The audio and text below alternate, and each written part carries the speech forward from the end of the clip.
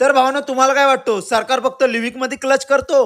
मग तर तुम्ही तर मोठ्या भ्रम मध्ये जगतात. कारण तुमच्या भावाने आता 2-3 स्कॉटचा मोठा मोठा क्लच केलेला आहे. फक्त एक मिस्टेक झाली की स्क्रीन रेकॉर्डिंग करायला विसरलो.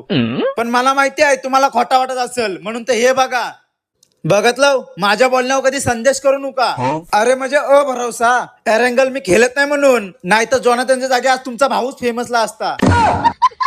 आधीपासून स्क्रीन रेकॉर्डिंग चालू केली नाही म्हणून, नाही तर तुम्हाला माझ्या आतमधली प्रोनेच जागलेली दिसली असती.